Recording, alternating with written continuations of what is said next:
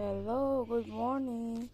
So, tingnan natin yung ating mga halaman kung anong nangyari kasi napakalakas ng ulang kagabi. Ayan, yung sili natin okay naman. Ayan. Ayan. Sili natin. So, ayan yung sili. Yung iba, malapit na maghinog. Oh, naninilaw na. So, yung talong natin. Oh my God, matigas na yung isang talong. Ayan oh. Ito yung isa, pwede na natin harvestin yan oh.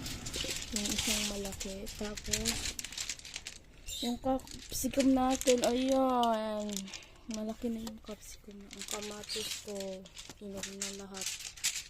Hinog na, ayan. Yung iba harvestin na natin. Yan, grabe ang lakas ng ulang kagabi. Ayan.